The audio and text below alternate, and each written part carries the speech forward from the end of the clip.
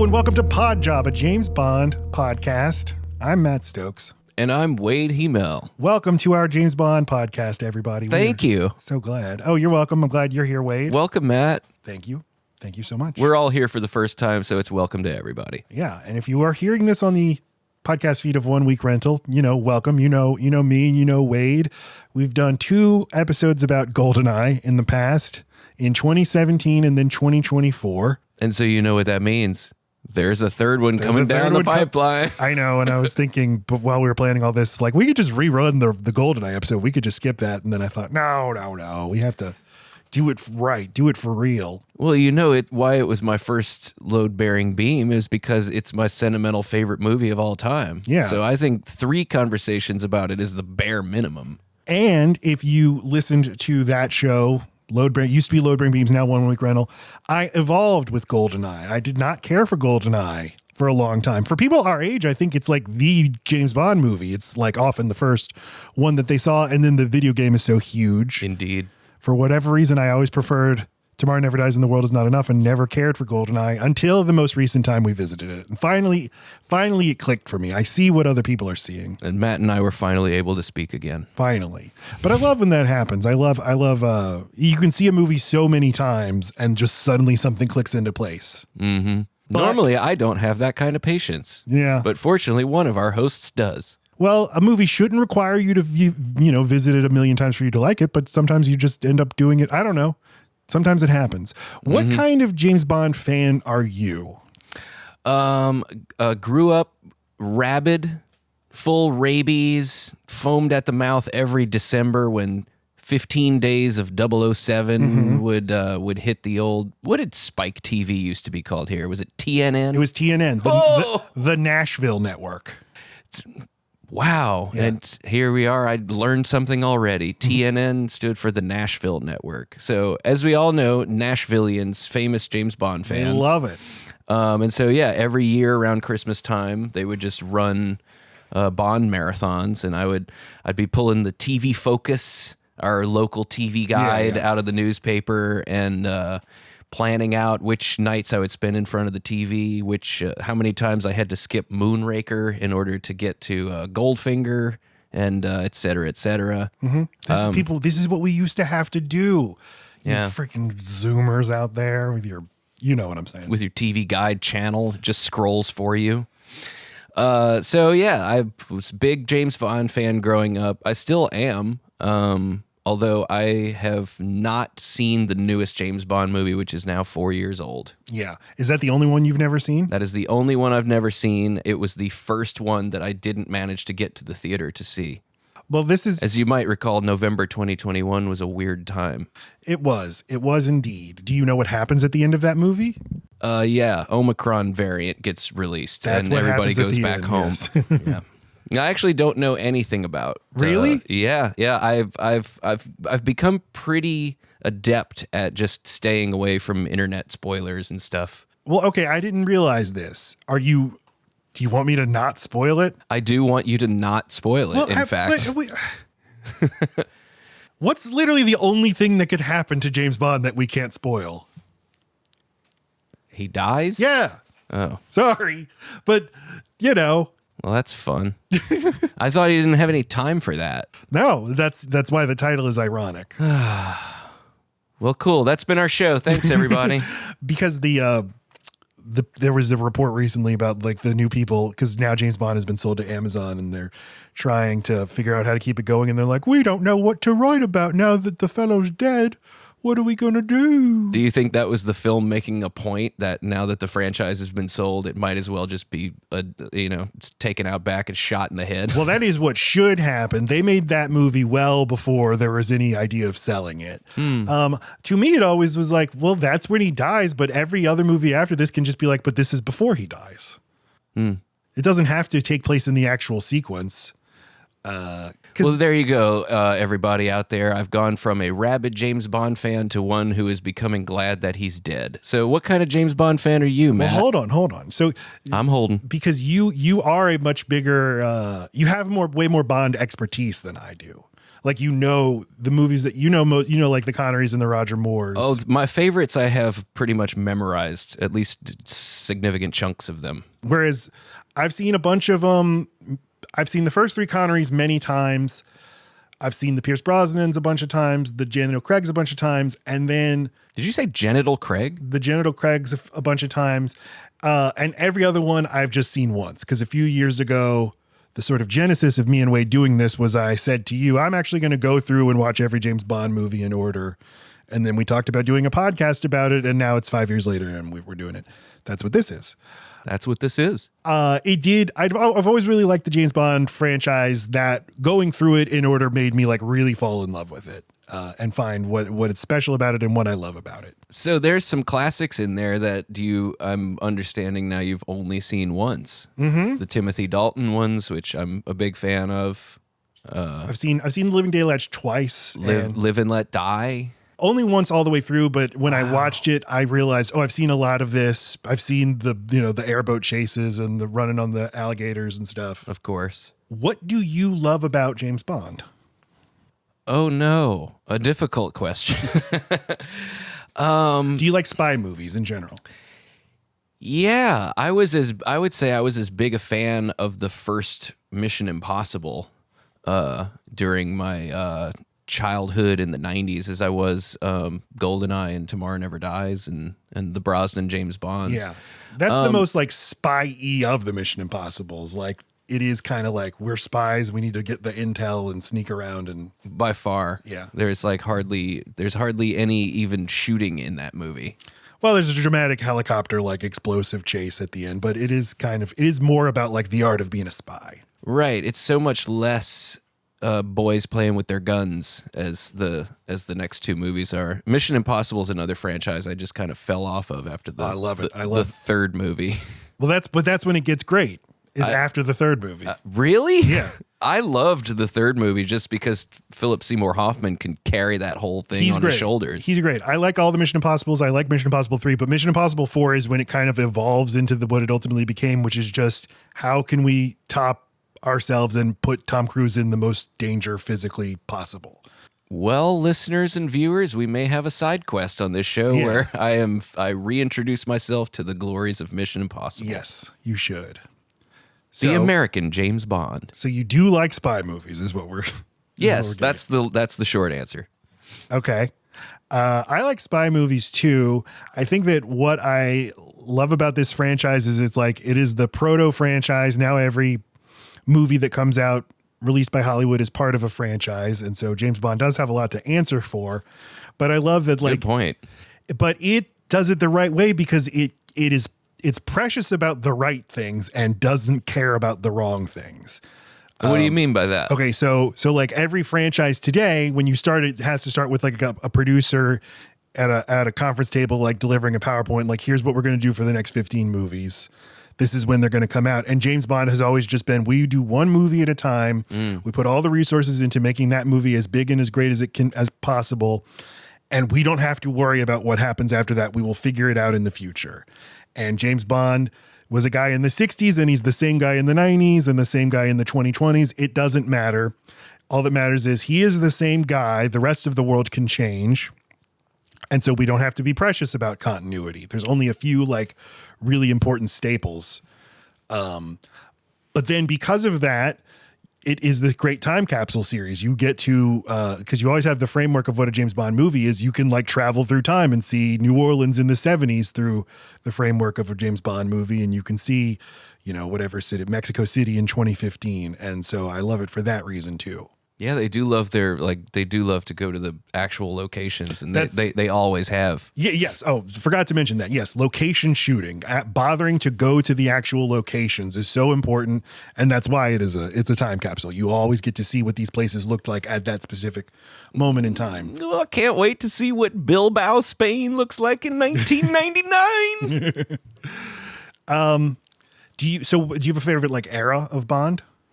Or just favorite actor? For a long time, I was Brosnan all the way, just because that's what we grew up with, and the GoldenEye game and the Nintendo 64 game of World Is Not Enough that came out later. It just kept me on the Brosnan train. I think now if I go back to, if I haven't seen a Bond film in a while and I just feel like throwing one on, it'll probably be one of the first four that I go to first. Unless, it's like I'm feeling like Timothy Dalton today. So yeah, Connery and Brosnan are probably my two big ones, but I don't dislike any of the actors who have played Bond. I think they all bring their own sort of charm and personality to it, and they're all different, and I like them all for different reasons. That's also what's special, is you get to see a variety of actors and acting styles. You always get to see like how filmmaking styles evolve and how literal fashion and music evolves throughout the soundtracks change with the times too. That's fascinating to me. And because of all of that, like no James Bond movie that comes out has to be the definitive James Bond movie. Precisely. It's another one. It's time for another one. I think that may be reason number one that I love it. I think Daniel Craig is my favorite. And Sean Connery, but I think Daniel Craig has the most movies that I love. And I feel like every era has strengths and weaknesses.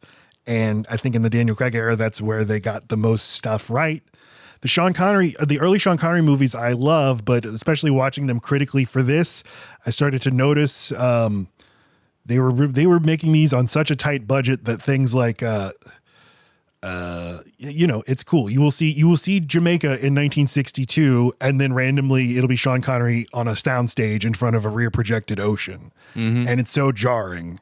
It's like if I never saw you go to the real place, it wouldn't be so noticeable that now this is fake. And then there's so much dubbing, so much ADR, and that's because like to afford to be able to travel to these locations, we're going to sacrifice things like doing a second take, right?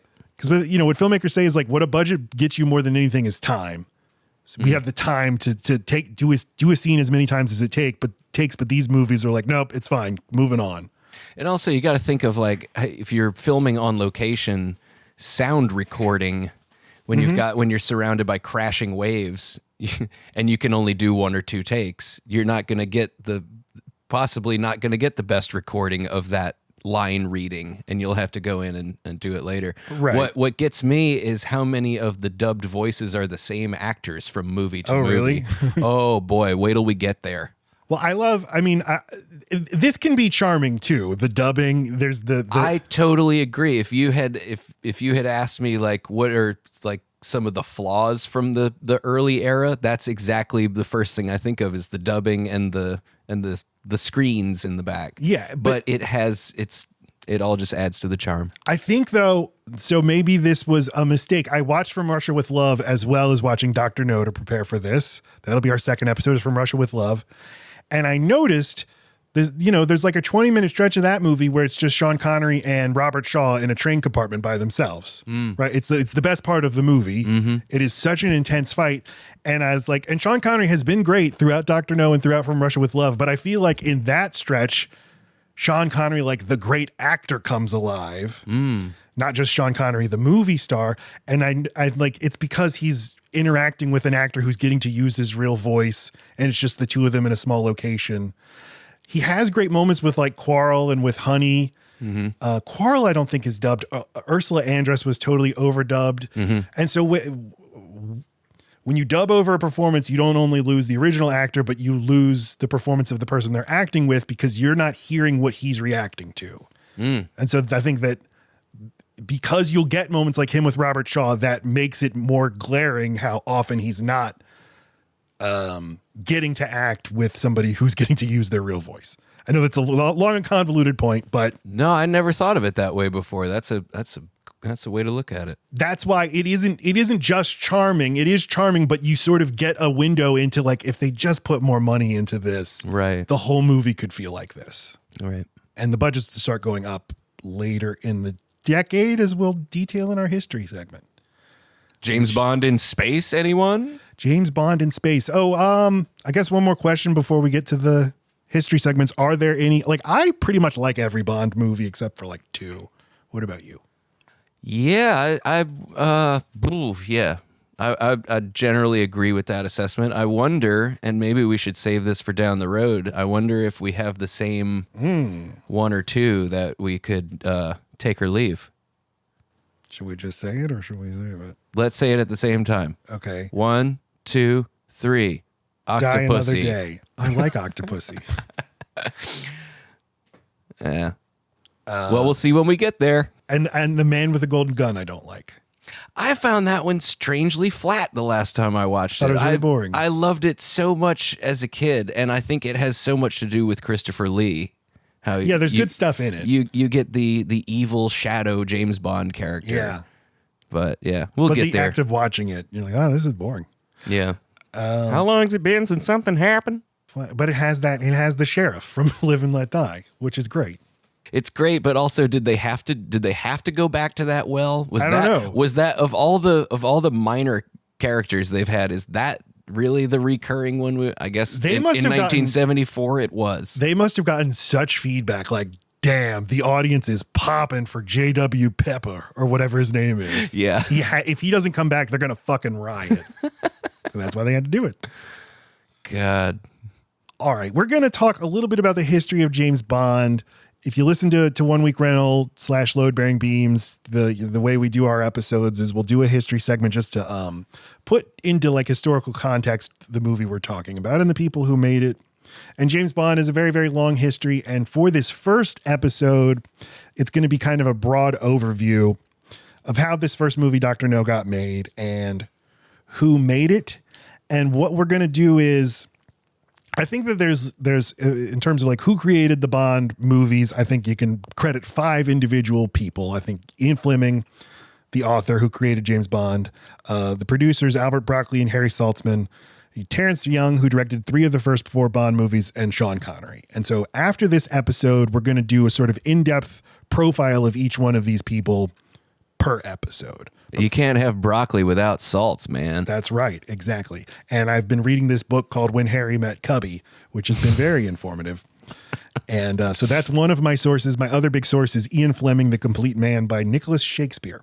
I'd just like to step in here and say to our lovely audience, I know there's millions of you. Matt is going to come in with all the information, and I'm going to come in with all the fanboy excitement and energy. Can't you just feel the energy popping off of this mic? I just Thanks, realized everybody. Harry Saltzman and J.W. Pepper. I wonder if there's somebody make something out of that. But should that be the name of the show? Saltzman and Pepper. Man. Perfect. Yeah, if it's not Pod Job, if you're looking at your podcast title and it's not Pod Job, we changed it. Yep. So, yeah, in each of the subsequent episodes, like episode 2, we'll go into Ian Fleming and who he was. In episode 3, we'll do the producers, etc. But like this first episode, we're just going to talk about how James Bond came to be and how Dr. No, the movie, came to be. Lay it on me, brother. All right, so Ian Fleming came from this family of British upper crust fucks. I don't know enough about like the British class system to know, was he actually like a member of the elite, or did the elite tut-tut at him and his family of bankers because they work for a living? But I hope to have more information on that in the next episode. But he was born into a wealthy family of bankers. He worked for the British Naval Intelligence Unit during World War II. That's where he developed all of his ideas for James Bond. And that is also where we can almost certainly glean that he continued to be a spook for the rest of his life, because you don't leave that world behind. Huh. And, World War II and the immediate aftermath, up through the early 60s, that's like the golden age of espionage, because, well, in World War II, it was like, oh, so good. You got the good guys and the bad guys. And then you got the fun Cold War stuff. When things are happening in the world, like 1958, the people of Iran democratically elect a president who says, our country owns all this oil and we have this very onerous contract with a British oil company that gives them all the profits. Maybe we should get just a little bit more of the profits. The British intelligence service is like, no, none of that for you. We're sending in our guys. You're going to get cooed.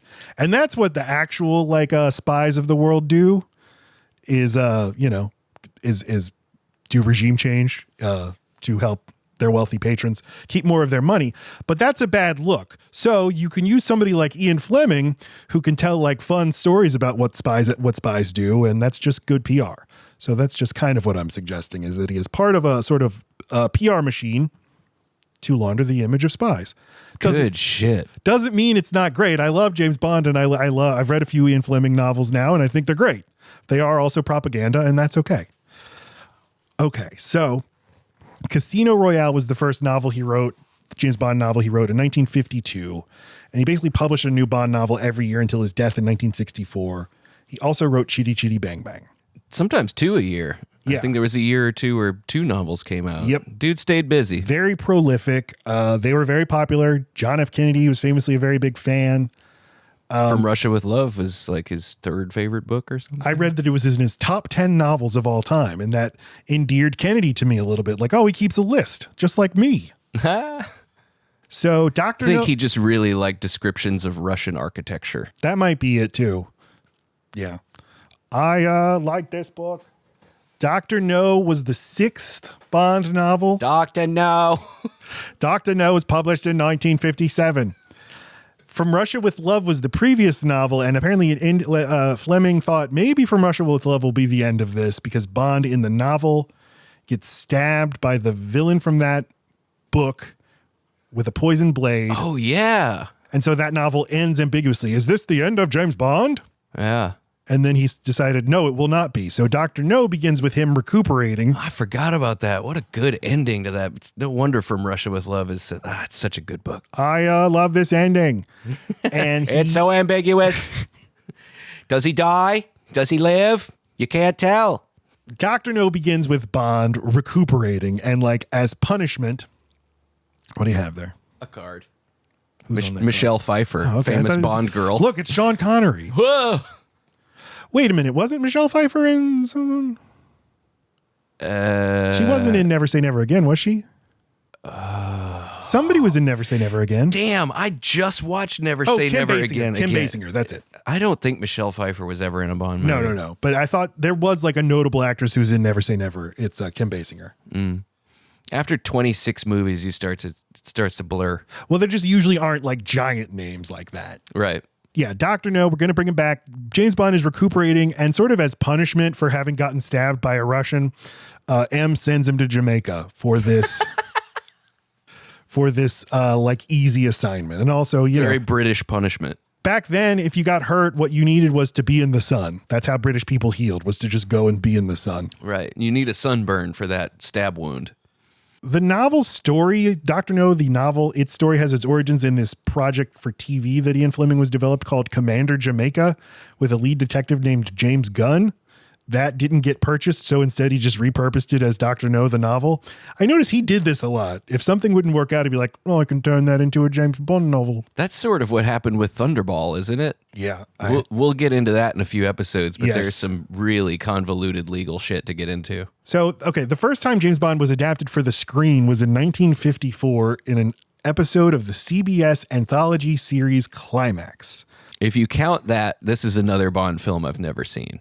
Okay, I was going to ask if you've seen it. Although it's not a film. It's just like I don't know if it's 30 minutes or an hour, but just an episode of a show. But Barry Nelson, an American actor, plays Bond, and James Bond is American in this. Barry Nelson is from The Shining, Mr. Ullman, the guy who interviews Jack Nicholson in my single favorite scene from The Shining. Oh, wow. Yeah, that's him. And Peter Lorre plays Le Chiffre. But this is the first adaptation of James Bond. I got to see this thing. I can't wait to see it. Then Ian Fleming tried to develop a James Bond movie. He met a movie producer named Kevin McClory, and they started developing a script together for Thunderball. And when it wasn't purchased, he went ahead and repurposed it into a novel. But then this ended up in litigation because Kevin McClory said he created a lot of the elements. Basically, we'll have a lot more information about this in the Thunderball episode. But this is why Thunderball. And then we'll get to talk about it all again in the next Thunderball episode called Never Say Never Again. Right, exactly. That's why Thunderball, the movie, is the only one where Broccoli and Saltzman aren't credited as the lead producers. This guy, McClory, is.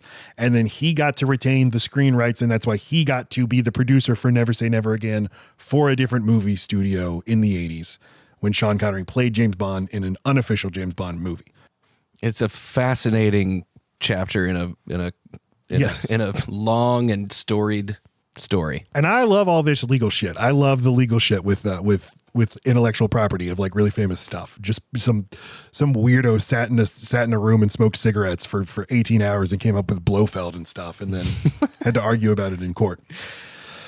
All right, Eon Productions, the production company that produced James Bond movies up until recently when they sold to Amazon, was founded by Albert Cubby, Broccoli, and Harry Saltzman, who were veteran Hollywood producers. And we're going to profile them in the Goldfinger episode. I think that why the movies are special to me, the things I was talking about earlier, I think it is because they are the product of like this little family company that lucked into owning the James Bond rights in perpetuity. And they would partner with big studios to get the money, but they still held creative control over the movies. And I think that's why the series did not fall to all the pitfalls of all these other movie franchises that were controlled by big studios. Wow. They bought the rights to optioned the rights to adapt James Bond, except they couldn't do Casino Royale and they couldn't do Thunderball. So they went with Dr. No as the first movie. But that means the continuity from the novels is all fucked up in Live and Let Die, which is the second James Bond novel that introduces Strangways and Quarrel. Mm-hmm. And then Quarrel dies in Dr. No. So then when they make a movie out of Live and Let Die, they have to introduce Quarrel Jr. Mm-hmm. You know how people have the last name of their dad followed by Junior? That's what they are. Mm-hmm. Yeah. Yeah, that happens all the time. But that's another thing I have always liked about the Bond films is that they make little, if any, attempt to remain faithful to the source novels. Mm-hmm. And where you have a lot of movies that kind of try to have it both ways or are slavishly faithful to the novels, you end up with a lot more discourse about whether this or that shouldn't have been part of it or whether it's canon or not. And with the Bond stories, there's not really, they don't give you any time to give a shit about that. Yeah. Because you've got your movies and you got your novels. It's so refreshing. They overlap occasionally and it's fun when they do. But the movies have their own distinct feel. They are lighter, Indeed. They're funnier, they're sexier. Yeah. James Bond is a much like harsher man in the novels. All of that. I'd also say he's more of a character. He has more dimension in the books. You know more about him as a person. Mm-hmm. Which he even looks different if you read descriptions. I don't. I don't. Unless they're of Russian architecture. Yeah, I don't think they ever really got an actor who looked the same way he's supposed to look in the books. And here I am talking about how they don't have to overlap. And I'm like, well, they never really got the actor who had the look, did he? No, but I don't think, I'll find out more about this, but I don't think Fleming was like a fucking bitch about it either. Like, this isn't what he's supposed to look like. Well, he probably knew like this is great for sales of my book. And he just wasn't around for very much. He died in 1964. Right. James Bond belonged to the movies after that and not to him. I wonder what he thought about that. Mm-hmm. But it's like, the James Bond theme, it's so incredible how you can a music composer can come up with what a fictional character sounds like. And you're like, yes, that is it. That is it. Because I think that sound works for the character in the book too. I don't know how you would prove that. It's just what it all feels like. I totally agree. I mean, obviously coming in through the movies first and specifically the movies from the 90s first. Once I started reading the books, that was how I heard this character on the page. Mm-hmm. And so there's a few times where that's happened in movies and it's just always so impressive. I think Danny Elfman's Batman theme in the Tim Burton movies, you hear that and you're like, yes, that is what Batman sounds like. More than like da da da da da da Batman. They partnered up with United Artists as their big studio for financing and distribution. They got $1 million from UA, not that huge, even for 1962, and then they went and got $1 million. $1 million. Do you think that's where the line in Austin Powers came from? Probably, yes. Then they got an additional $100,000 from just outside people. Like they went to dentists and stuff. Like, can we have some money, please? Oh, they're not British. They're Canadian and American. The early Bond movies were produced on very, very tight budgets, and like we said, that the way they could do that was things like rear projection for pickups and a lot of ADR. Wait, it's playing with a toy gun. All right, so to direct the movie, they hire Terence Young. Bond movies, it's not known as a director-driven series. But this guy, Terence Young, I think he's the most important director in the series. He established the visual language of the movies, and I think most importantly, he established the vibe. This is the director of Dr. No? Yep. Did he direct any further films? He directed Dr. No, From Russia with Love, and Thunderball. Ooh. So 3 of the first 4 Bond movies. He establishes all of this. He also is very hands-on with Sean Connery about how to get the look of James Bond and the style of like James Bond's clothes. He was a very fancy man. And he directed Wait Until Dark, a very great Audrey Hepburn thriller from 1967. And then a very famous Notorious Bomb, Incon, from the 80s, a movie they produced for $50 million that made like $1 million. But today best known as the originator of James Bond. And again, it's not known as a director-driven series because the producers maintain so much control. But I think he does a really, really great job with his 3 Bond movies. Yeah, it sounds like they let him kind of do his thing. And invent it all. And what does a James Bond movie look like? What does it feel like? When James Bond in Dr. No is just like walking through the airport, it's like the most exciting thing in the world. And I can't even really tell you why. I'm just like, yeah, fuck yeah. I could just watch him go through customs and stuff. Yeah, why is that? Even as a kid, like he'd arrive at the airport, he'd walk through the airport, and I'd be like, oh boy, here we go. And like, here you don't go. He's not going anywhere. He's just like, look at him. Oh, he's getting his mail now. Well, in this movie, he does go somewhere and he encounters someone. That's when I get less interested. No, stay at the airport. We should note, Sir, your ticket. The actress Marguerite Lewars, who plays the photographer in Dr. No, she later said that she was sexually assaulted by Terence Young on set. Who was? The actress who plays the photographer in Jamaica. Oh. Her name is Marguerite Lewars. She said she refused his sexual advances and then he groped her. And then when they were doing ADR for the movie, he said he gave her another chance to have sex with him. And when she refused, he cast another actress to dub over her. So rest in piss, Terence Young. You did a good job, but you still suck. And you did a good job too, Matt. I did a 180 on this guy in about 90 seconds. Thank you. All right, finally, Sean Connery. Sean Connery plays James Bond. Yay! Yeah. So Sean Connery, what's the deal with him? Born in 1930 in Edinburgh, Scotland. Really? He's Scottish? He's Scottish, yes. Wow. Would you believe it? No, I'm not from all the Scottish accents in Dr. No, I wouldn't. Is James Bond Scottish in the novels? I don't think he is. I think he's English, but maybe he had a Scottish parent. Because it's a strange. It's very. I should have done more research. This is why I come in with the energy and you come in with the info. But I don't. I'm just the guy who says this theme song needs a xylophone on it. So you would say we need the info. I would say we need the info. It'd be a I don't know. I somehow can't imagine Ian Fleming being like, and he'll be a Scotsman. Like, no, that offend his.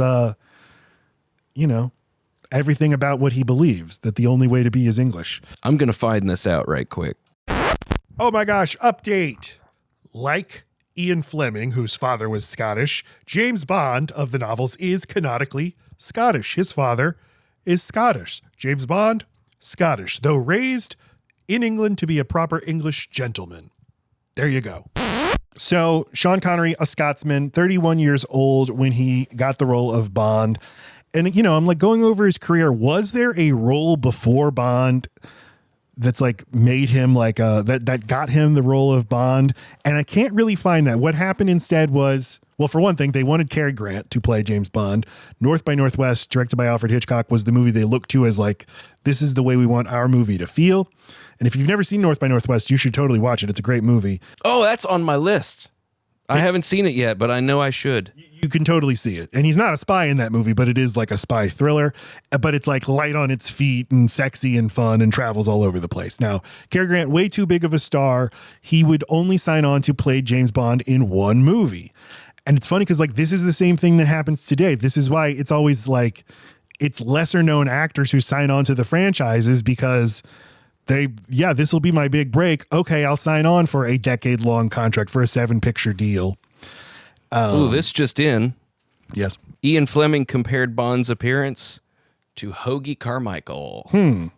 That's what he was supposed to look like, y'all. I think I had heard that before.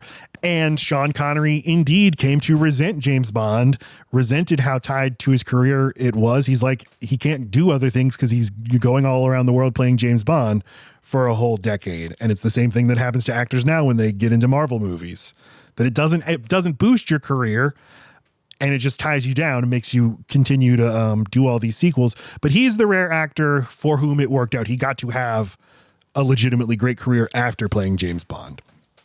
Right, he wasn't pigeonholed. It kind of opened opportunities up for him. He got to have it both ways because he forever was James Bond, and everybody resented everybody that came after him for not being Sean Connery. And then he got to have a very acclaimed and successful career after it.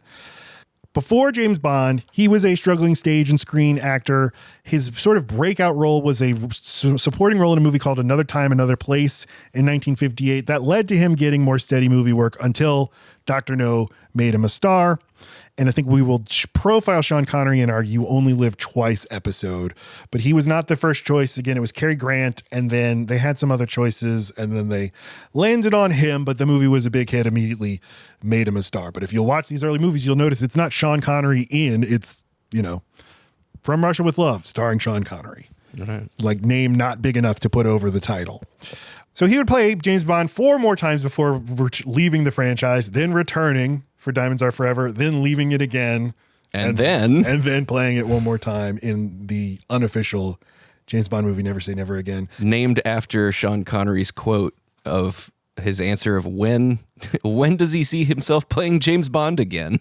Never. So he said, quote, "I've always hated that damned James Bond. I'd like to kill him." I don't know how my Sean Connery voice is going to go. You got to roll your R's, make it more Scottish. There are no Never. R's. There are no R's. There are no R's in this sentence. But his friend Michael Caine said of him, "If you were his friend in these early days, you didn't raise the subject of Bond. He was and is a much better actor than just playing James Bond. But he became synonymous with Bond. He'd be walking down the street and people would say, 'Look, there's James Bond.' That was particularly upsetting to him." End quote. Matt, I love it when you do that.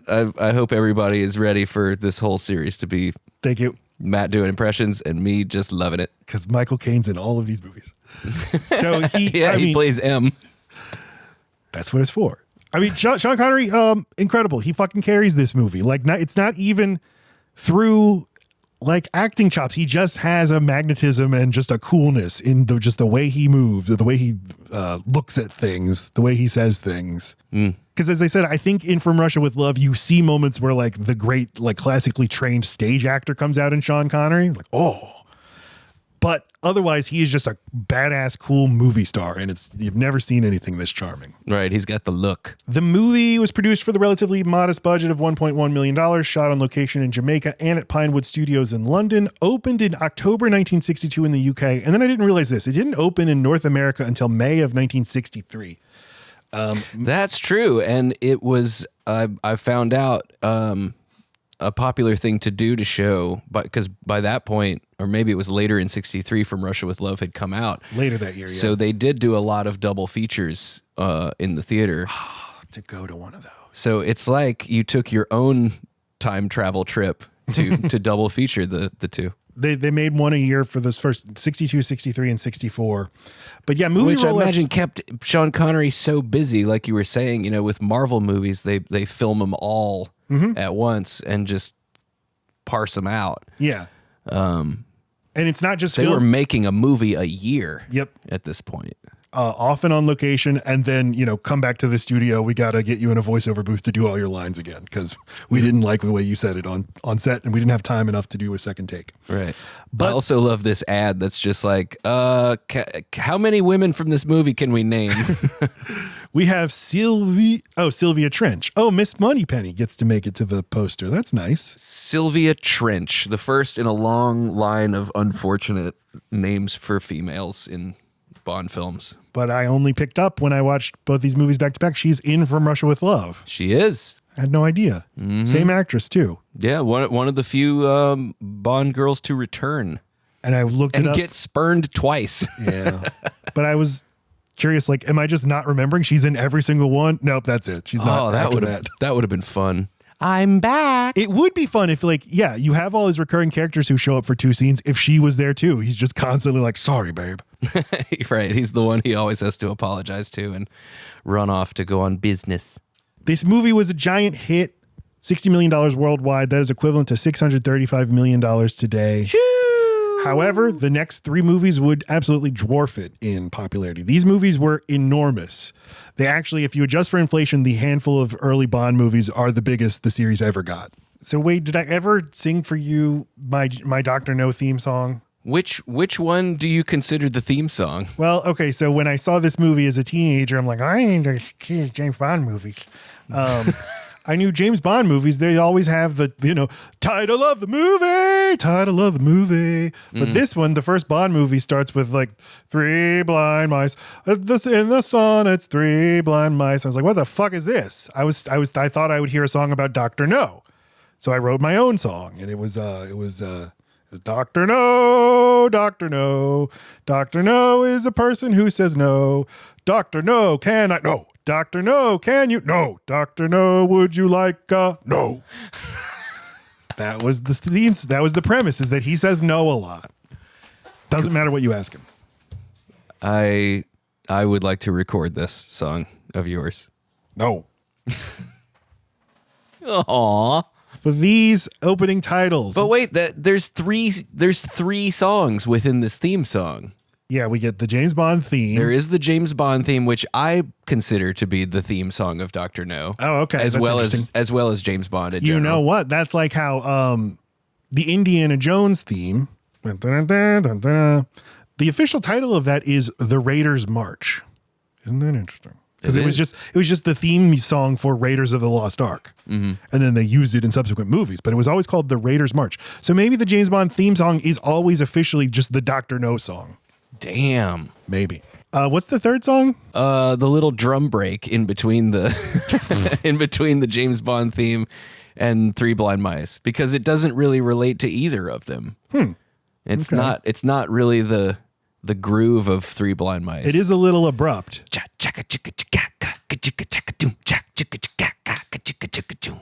Because these movies established that we're going to have a fancy credit sequence with incredibly colored silhouettes of dancers and just whatever it is you want, a phantasmagoria of sights and sounds. Movies don't often have opening credits anymore, but the James Bond movies, you gotta have them. So it's like one of your only chances to see them. And I love opening credits. So that's another reason I'm so grateful for the Bond movies. The Maurice Binder is the guy who did all the title sequences until he died. License to Kill was his last one. Wow.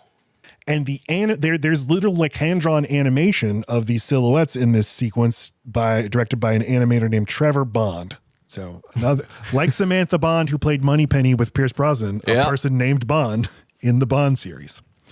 So costumes by Claire Moneypenny. So, we meet the 3 blind mice, these 3 Jamaicans who are going to the Queen's Club. The lyrics to this song would have us believe that mice and rats are friends. I don't know that that's a thing. Not in my experience, no. I can't imagine that 3 mice are going to avenge the death of a rat by hands of a cat. I think it was just an easy rhyme. They go into the Queen's Club, where just a bunch of British twits are playing some boring card games. Playing some bridge? Are they playing bridge? I don't know. This is an issue for me with the Bond movies. It's not an issue with the movies.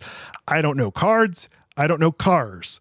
I don't know guns. I don't know any of this. I don't know fashion. So none of this stuff means anything to me. I don't know watches. But doesn't that make the series better, because you don't have to? Oh yeah, you don't have to. Like, yes. They don't ever go into the specificities of what makes this car or what makes, and they sure as hell don't explain to you how to play baccarat. Mm-hmm. You got to go to the Casino Royale novel for that, and I've read that page a few times and still don't understand.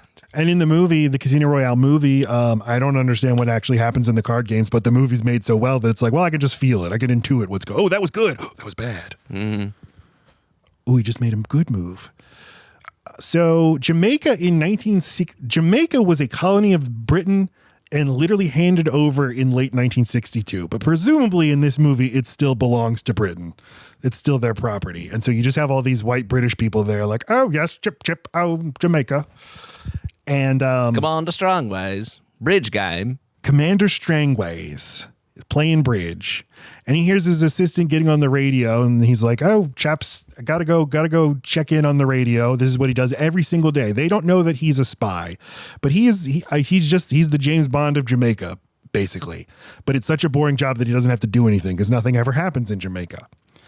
Or does it? Yeah, he gets killed by the 3 blind mice. Oh no. Turns out they could see him after all. You know, I haven't read Live and Let Die, but he is a major character in that novel. So I think you are if you read the Dr. No novel, this is supposed to be like, oh my God, no, Strangways is dead. How can that happen? But he's just some guy in this movie. Right. He's a plot device. And I'd seen the movie so many times before I ever actually connected what's going on. Like, oh, they killed the James Bond of Jamaica, and now the James Bond of England has to go check in. So what's he up to? Just playing cards? At this ambassador club. Just one of the great cinematic introductions of all time. Playing cards, smoking a cigarette. The camera just pans up on him, lighting a cigarette. You've never seen anybody more charismatic. And the way he introduces himself as Bond, James Bond, he is just doing that because this woman he's playing cards with introduces herself that way. It's like it's just this accident. Yeah. She says, oh, and who are you, Miss Trench? Sylvia Trench. Mr. Bond, James Bond. That's why it happens. So I don't know if he notes that, like, oh, I should always do that. Hey, that sounded good. Mm-hmm. Gets called away he gets called up to the Home Office, go to meet with M, even though it's 3:00 in the morning. And we meet Miss Moneypenny, Lois Maxwell. Like everything is figured out. It's crazy how much they have figured out right from the very beginning. And how perfectly casted everybody is. Yes. Like I could not imagine anybody. Like I do love Samantha Bond as Moneypenny. And I love the actress they got for Moneypenny in the Daniel Craig films as well. Naomi Harris. Yes, Naomi Harris. I love Judi Dench. I love Judi Dench. I love Judi Dench. I love Ray Fiennes as Judi Dench's replacement. But I mean, to lay the baseline for the entire franchise, I don't think they could have done better. Yeah, and Bernard Lee as M, plays M in I think 12 or 13 movies. And with Judi Dench is like that they're doing that as a response to how like iconic Bernard Lee is as M. And kudos to her that she pulled that off and made it totally her own thing. So he gives him basically as punishment, you got to go down to Jamaica. And also, you've always carried a Beretta up until now. Stop that. Cut that shit out. From now on, you're carrying the Walter PPK. And Which, again, of course, knowing little about guns, like 6 of one, half a dozen of the other, and yet it's one of the most iconic moments in the movie. Specifically what? Him changing his Beretta for a Walther. Yeah. They do it. It's done so well that even if you're like, well, I don't know the difference, I don't give a shit. I know, but you're like, but he really likes his Beretta. Right. He's even trying to sneak it out of the office. Yeah, and then through the chewed pipe. Just leave the Beretta. He gets back to his house, and Sylvia Trench is there in his house playing golf, wearing only a robe. And he almost shoots her through the throat. This is something that every time I watch the movie, I forget, like, wait, does this come to something? Is she going to kill him or something? And it's just, no, she's just a cool lady there to fuck him. Yeah, she's just horny. This life is good for old James Bond. I guess I could just try to make it to my plane 30 minutes late. So he gets to Kingston, Jamaica. And as we said, for whatever reason, him just moving through the airport as the theme plays. Here we are. Because the movie, I don't know, it's like in the early 60s, it's like it was just exciting to see an airport. So the movie's like, yeah, we can play the theme here. And it still works 70 years later. I'm fucking on the edge of my seat. Look at him go. And who's this guy in the ladies' sunglasses that's watching him at every stop of the way? I think I haven't said this already. I love Dr. No. It's one of my favorite James Bond movies. If it weren't for... I think it really slows down in the last 20 minutes. I think up until then, though, it might be my favorite James Bond movie. And I think it's the most just him just doing a job. You get your assignment, you go get your mail and check into your hotel room and go to sleep. There's no time for flash in this movie. Yeah, it's like there's something so basic about it that I just love. and it's just made with such joy, and he is performing it with such joy that I love. I love all of this shit, and I love how like it's kind of just a detective story. I got to find out who murdered my friend. Yeah. I think by the time we get to Thunderball, it becomes really sort of convoluted, and not in a way that the movies would continue to be. I think Thunderball is kind of an extreme case, but there's so many characters and so many shifting alliances, and even characters that are mirror identical images of each other, that it starts getting like, okay, you really got to write this down. Gotta keep all this shit together. Dr. No is so neat and tidy and simple. It's also shorter than even the next couple of films would be. I think it's an hour 48. Of course, now they're all like 2 hour 50 minutes. Yeah, the movie's got to be really long now. Right. Although I still couldn't tell you, and I've watched this movie twice over the past week, I can't tell you what Dr. No is actually doing. What is he doing on the island, and what is he doing at the end of the movie, and how does Bond stop him? I don't understand any of it. It does kind of, when you put it that way, it does kind of turn into a little bit of chaos at the end, because he's just trying to fuck up American missile launches, and James Bond thwarts him by blowing up a nuclear reactor, which seems like bad. Don't do that. Seems like a very big problem. But it's fine. Just fighting fire with radioactivity. So Bond notices that somebody's, eyeing him. So he gets into this chauffeur comes up and he's like, "Hey, I'm from the government house, and they sent me here to pick you up." And he's like, "Oh, splendid. Okay." And let me just go see. He's such a crafty spy. Here's what he does. I'll go make a phone call and see, does this check out? No, it doesn't. But he decides, I'll get in this car anyway, and tells him, "I'm in no hurry. Just take me for a ride." Yeah, he had to find out for sure. But then, like, no, don't need no help. I can handle my shit. I know what I'm about to do with this guy. Yeah. And is that when we get our first shot of a big screen behind the car? Probably. No, I think that's later, when he's getting chased on the way to Lady's house. They start getting tailed, and then the Bond makes the car pull over, and then he pulls a gun on the guy, and then he just beats the shit out of him and says, like, "Now talk, tell me who you're working for." And the guy is like, "Can I have a cigarette first?" And he pulls out his cigarette pack, and then bam, slaps a cyanide pill in his mouth. And Bond's like, "Ooh, we're dealing with some real sycophantic believers, whoever I'm dealing with. I don't know who it is yet." It's so casual when I see it now, but as a kid, that scene greatly unsettled me. Somebody doing that to themselves? Yeah, well, just the way he bites into the cigarette, the way his voice becomes all constricted. It was like, that was one that would make me go, "Ugh," as a kid. So Bond drives this car with the dead body in it, just drives up to government house and just tells the bellhop, like, "Hey, take care of this, will you?" Thus beginning a long running joke of James Bond casually just delivering a body to an unsuspecting person and going, "You know what? They're tired. Why don't you just do something with this?" It's worked out for him so many times that he has just the utmost confidence. Like, they'll figure it out. I don't have to tell them shit. They'll figure it out. Again, bring up Thunderball. "Do you mind if my friend sits this one out? She's just dead." So he's like, he talks to the people at government house. He's like, "Who were the last people to see Strangways?" And they're like, "Well, there was a professor and a retired general." Like, "Well, I need to see them straight away." And so it is kind of a detective story. He's just interviewing people. Like, "Well, what do you remember about Strangways?" "I've only got an hour and 40 minutes to wrap this up. Let's talk." And I noticed he goes to Strangways' house. And again, Strangways is working for MI6, but like nobody on the island knew that. Or at least like the people who knew him socially didn't know that. They thought he was just some guy. He's a remote plant. His thing is he has to like just check in with MI6 over the radio every day at a certain time, or else they'll think he's dead or compromised or whatever. And so he didn't check in. That's how they knew there was something bad. And like his military guide tells Bond, he's like, the radio was still on when we got here, but now it's dead. And Bond is like, "And it'll stay dead. All frequencies are changed once security's compromised." And it's like, that line is only in there so you can be like, boy, the British security service has got it under control. Propaganda film. They are on top of their shit. And he finds an invoice for a geological study by Professor Dent. And he's like, oh, geology study, eh? Okay. And he finds a photo of Strangways with a Jamaican man and a giant fish. And he's like, who is this fellow? And so that's the next person he needs to talk to. But first, I want to go have a bath before I go to the club. A bath. He's going to take a bath. I love this scene. So this is the scene where James Bond preps his room for tampering by others.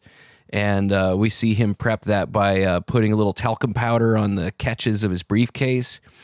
And then he pulls a move that, as a kid who loved spy movies, this was one of my favorite moments in maybe any Sean Connery movie. Mm-hmm. He pulls out a single strand of his own hair and licks it so that it has adhesive qualities, mm-hmm. and stretches it across the very center of the closet door. So he knows that if he sees thumbprints in the talc or the little piece of hair is missing, then somebody's been messing about. And I could not tell you how many times I tried to do this. Pull out a piece of hair, lick it, and stick it to a surface. And let me tell you, folks, it don't freaking work. No. And it's also not a thing, but way to go, James Bond. And good job. You learned someone was in your room. Who gives a fuck? It's not like he does anything different. He just wants to know. Like, oh yeah, somebody's been here. Oh, cool. Someone's watching me. Then I'll still, chug an entire quart of scotch and go to sleep. Oh, right. That's the other thing. Isn't this the scene where he gets the other bottle of vodka out? Yeah, just to be safe. Right. He opens it up and smells it. He's like, nope. The seal's been broken. Pours himself a very stiff drink and goes to sleep. Well, no, not yet. Goes to sleep in the bath. He's got to, if he's sitting anywhere for like a few minutes, he's like my dad. He falls asleep because the man never sleeps. He's a very tired man. So he's just going around meeting with people. He's probably jet lagged, man. No, I know. That's what I'm saying. Just permanently exists in that state. And he meets all these people who knew Strangways socially, and they tell him, Strangways caught the fishing bug 3 weeks ago. He's been chartering this guy Quarrel to take him. He's a Cayman Islander with a fishing boat, so maybe you need to go talk to him. Quarrel. He say he caught the fishing bug, and then James Bond swatting at mosquitoes later. Oh, really? Yeah. I got to think that those are the fishing bugs. They're literally fishing bugs. That's what happens. It's a very expensive hobby. He goes to the harbor and meets Quarrel. Quarrel played by John Kitzmiller. John Kitzmiller was a very celebrated actor in Europe. He was an American actor, but he had a lot of success in Europe in like art house films in the 50s. Oh, wow. He was the first black actor to ever win Best Actor at Cannes Film Festival, which he did in 1957 for a Yugoslav movie called Valley of Peace, which I should have watched just to be prepared. But I want to watch it now. I want to see this guy in more stuff. I love Quarrel. Yes, he is great. And like this character is like written, and boy, if you read the novel, like Ian Fleming writes him with, this pigeon like English, spells it all phonetically. It's rough. Mm-hmm. But the actor does bring a lot of dignity to a character who is supposed to be a little silly. Mm-hmm.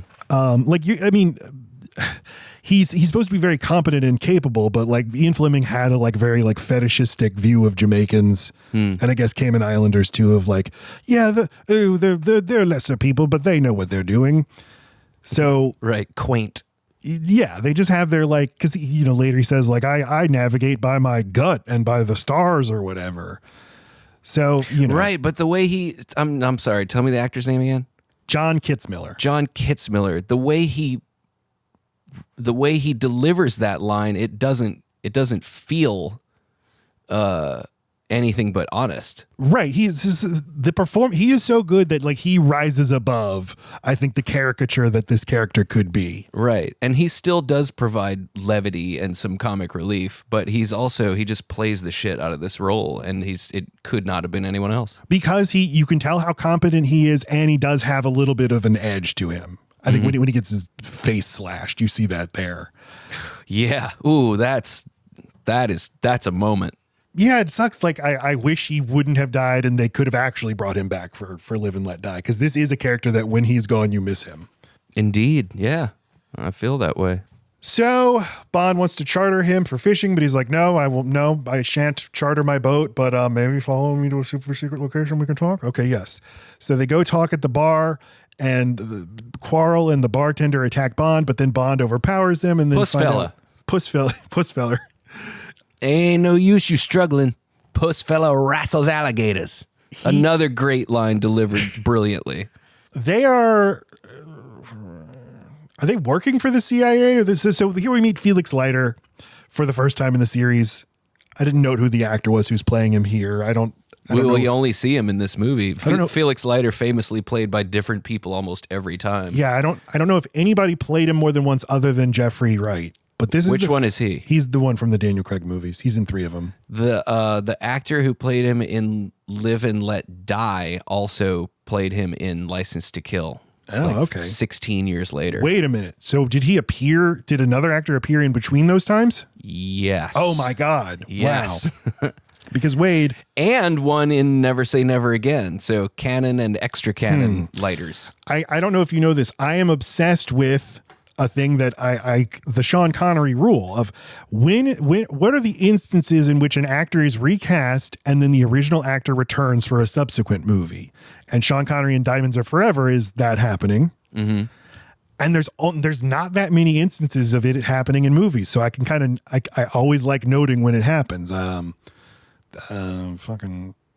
the actress who played the daughter in the first National Lampoon's Vacation, that character was played by a different actress in every movie until the original one came back for the direct-to-video sequel to National Lampoon's Christmas Vacation. So that's what kind of stuff I'm talking about. There's so few of examples of this. So the Felix Leiter returning 16 years later is great news for me. Right. You got 2 examples of that just within this franchise. Yes. And then you had Maude Adams came back for a second movie, but totally different character. Yeah. And so did, what's his name? J.T. Walsh? Joe Don Baker. Yes. Oh, that's right. Wow. So we've got a few. Yeah. We might have hit the wall though. From Living Daylights to GoldenEye. So it's Quarrel and this other guy. Oh well, he got cast as the bad guy in one movie and then came back as the good guy and then reprised the good guy in Tomorrow Never Dies. Yeah, because he's in both. That's right. Yeah. So he's three movies, 2 characters, 1 actor. That's great.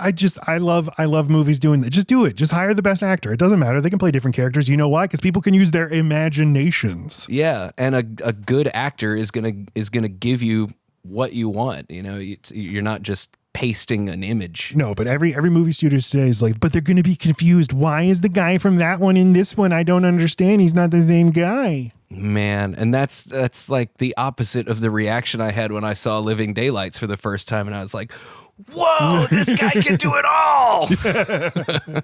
Because I think they don't want you to understand that things exist outside of the movies, like that acting is a job. Right. And that someone can play multiple roles. I seriously believe they don't want you thinking about that. That's bad for them. They don't want you to think that like there's like human labor that goes into this. This is me coming for people who insult my intelligence. Quarrel and Pussfeller are working with Felix Leiter. He's Bond's CIA counterpart.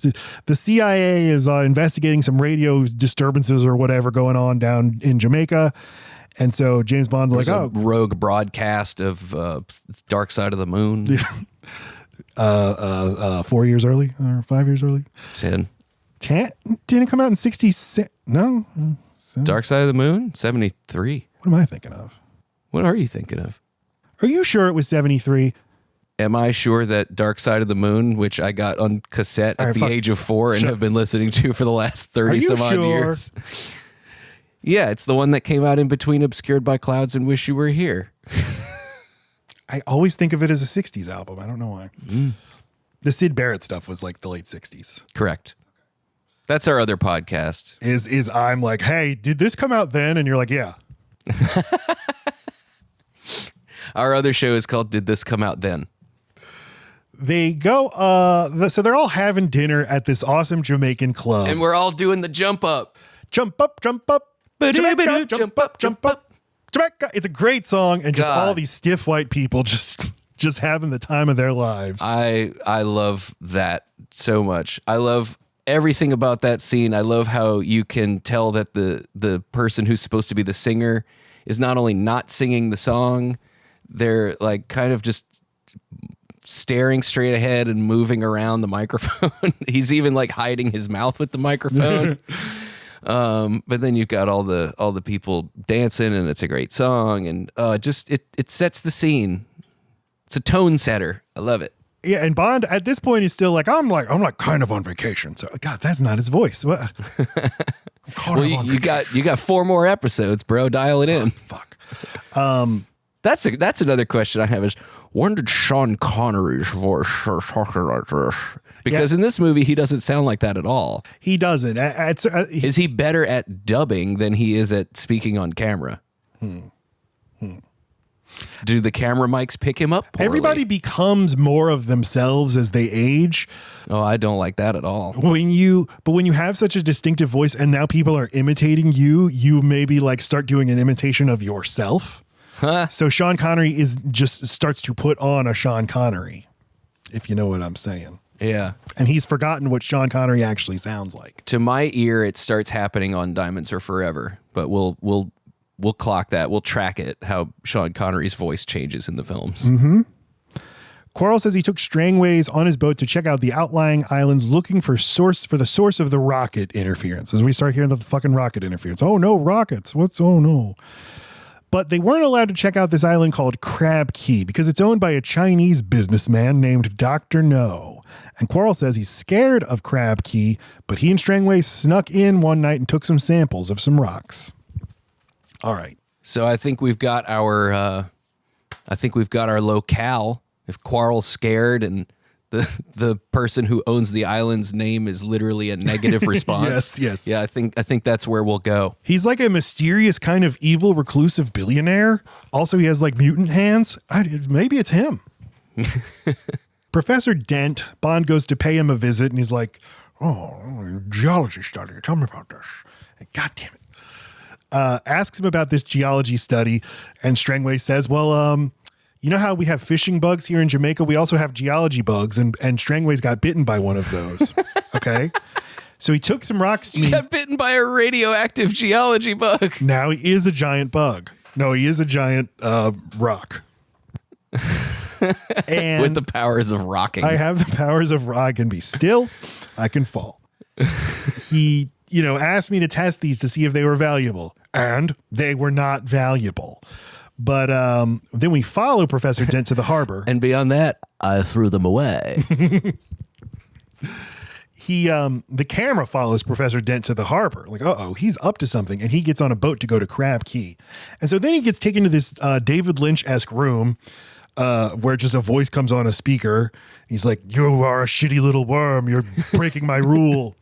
Cubby in daylight, you failed to kill James Bond. And he's like, I'm so sorry, sir. Oh, no, but he's coming to Crab Key.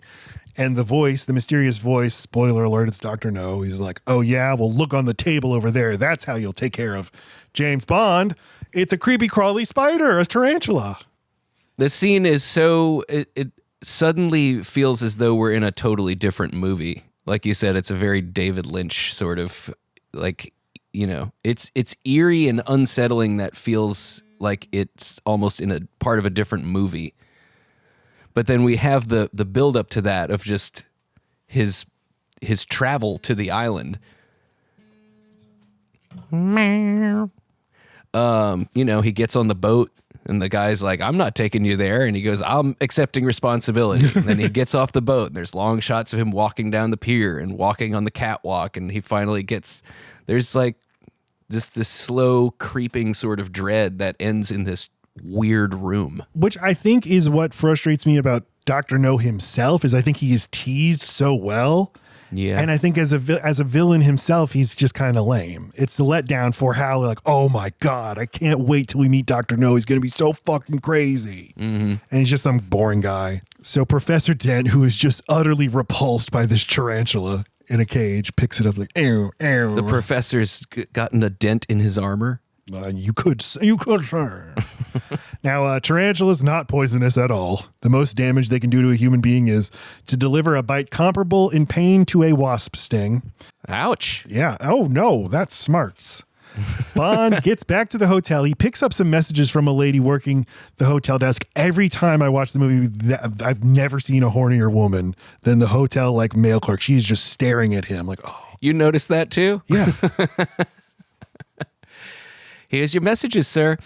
That ass, though. What's that? Nothing.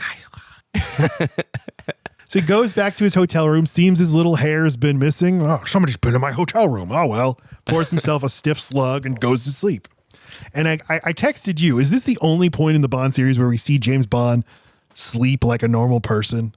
I don't think we see it frequently, but it can't just be this one movie. It's almost like we're seeing him go to the bathroom. Like, this is too... No, he doesn't do that. James Bond, he's just like us. Yeah, because like, okay, sleeping on the beach, sleeping in a tree, sleeping with a sexy lady, but just getting into your bed, just night, tucks himself in and then goes to sleep. But he wakes up with a creepy crawly spider on him. Oh, no.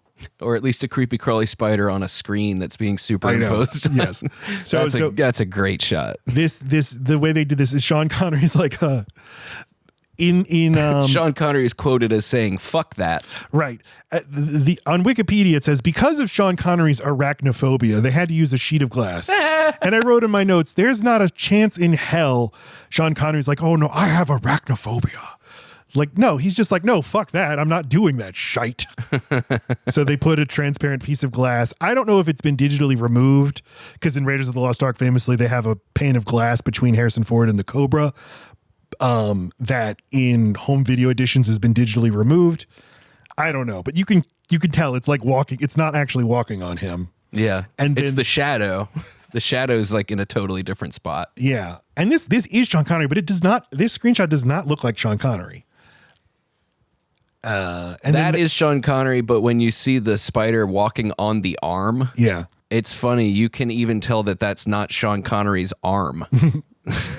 It's hard to explain, but like, no, that's not what that guy's arm looks like. But look at it. It's not. Well, yeah, they bring in a stunt person to have a stunt arm. Here's the stunt I did. Oh, you did a James Bond stunt? Oh my God, dude, what'd you do? It's like, that tarantula walking on that arm. I sat there while a spider walked up my arm. Yep. I have arachnophobia. I can't stand the bloody thing.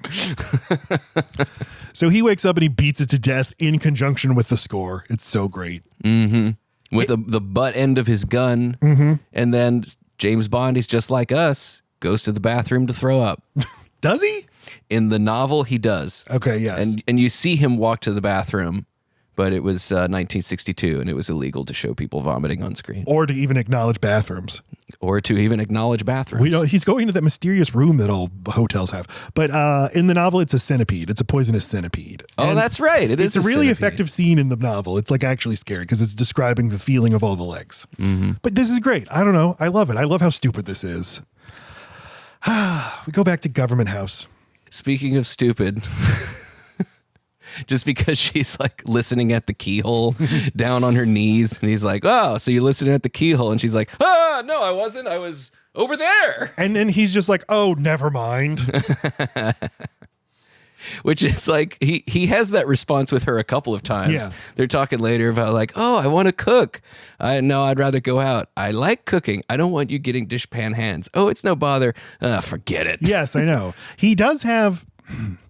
I've been trying because it's just repartee after all. Well, but I've been trying to figure out to sum up what he has. Like, occasionally we'll do that, and it's like he has. I don't know if it's just he has an edge or he has a nastiness that comes out a little bit.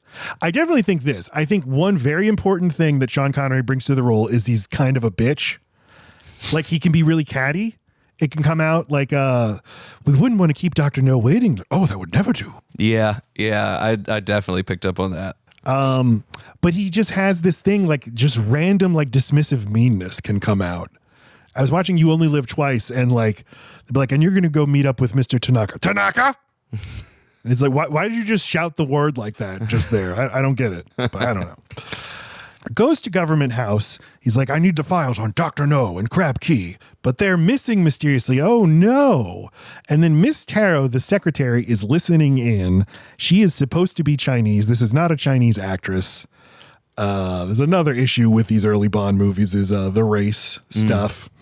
Probably also not her voice too. I know that's not the Probably. point, but this woman is barely there. Yeah. So, she's listening at the keyhole and he's like, what are you doing? She's like, oh, nothing. Oh, forget it. Hey, say, you're a lady. Take me around the island, please. And she's like, oh. There's that famous James Bond cattiness. And he's like, I don't know. No, you're going to do it, right? Maybe. Okay. What's got to happen is Quarrel needs to take him to Crab Key. But Crab Key says, but there's a dragon on the island. And Felix is like, native superstition. But Quarrel's like, you know what? I'll do it anyway, even though I'm scared of the dragon. So Miss Tarot calls up Bond, says she's going to have her car come pick him up, right? Yeah, she's going to send a car to pick him up and take him to her house in the mountains. But on the way, he gets tailed by some other car. He does some nifty driving and makes that car go off the cliff and explode. That's the scene I was thinking of, where you not only can you see the giant screen behind Sean Connery's car, but also the classic element of the dirt road but tires screeching on pavement sound. And he is doing just the most like steering acting. Just yeah. How and the far? car's How far perfectly does it straight. go this way? How far does it go that way? Whee! I think one of my favorite characters in the movie is the Jamaican construction worker who just sees the car on flames on the side and is not like, holy shit. No, just how did it happen? How did it happen? And James Bond is like, I think he was on his way to a funeral. And the guy's like, oh, I get it. To which I would respond, that's not even a joke. What the fuck, man? That's not the question I asked. Should we wait for somebody? Okay, bye. All right. Jesus Oh, Christ. you're gone. All right. Okay. So Bond just walks the rest of the way to Miss Taro's house. She's surprised to see him, assume he has been murdered. But now we get to see Bond, the dangerous sexual predator, just like smelling. Oh, let me smell your towel. Smelling the towel. Ooh, following her like a jaguar. Yeah. And she just like goes into the other room. She calls up her handler. It's like, oh, you gotta fucking come kill him. No. I'm hanging up the phone now. So she has to keep him there for a few more hours. And Bond is like, has never been hornier. He's like, this woman's trying to kill me, but I can like sexually predate on her for England, of course, in the name of England. For England, James. And so he just fucks her good. We cut ahead. He's just laying in the bed post fuck. And he's like, I'm hungry. Let's go out and eat. And that's when she's like, oh no, I'll cook for you. And he's like, don't fucking bother. Like, We're just chit-chatting anyhow. You seem to swerve violently between moods, James. But Bond calls for a car. When it arrives, she thinks it's taking them out to dinner, but instead, no, he puts her in the car and he's like, book her, Lieutenant. Book her for being a criminal. Another thing that do we see that much in the films is James Bond just handing a lackey over to the police. That's true. It's like he's Superman. Oh, you take care of this, sir. Wow. I don't know. It's like on our GoldenEye episode when we realized that the whole movie happens because James Bond runs somebody's license plate. Right. It's like he randomly gets interested in petty crime. Like book her for being a Chinese, please. But like, what I love about this movie, what Terence Young I think does so well, is just to watch Bond just methodically go about his work, like just setting out cards, pouring drinks, staging the whole area, putting pillows under the blankets to look like a body. Yeah, it's fast forward 10 or 11 movies and we don't have time for this shit anymore. Yes, exactly. And this movie is a good 20 minutes shorter than most of the other movies we'll be covering on this show. That's perfect. So we are just taking our time, and it's like you said, it's like a good detective story.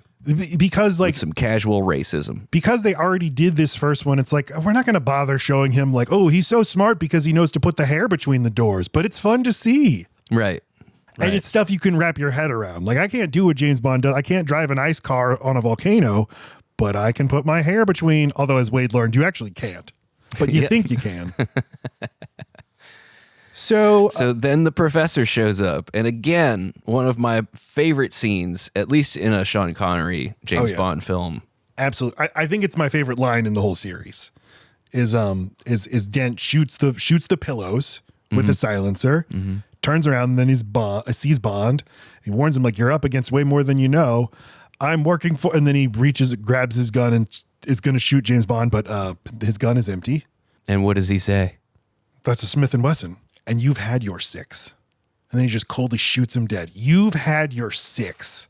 Is just want to kiss it. I love that line. I love that he's decided that A, his patience has run out with this dude, and B, he realizes that he's not going to get anything else out of him anyway. Or I'm just never going to say anything cooler than that, so might as well.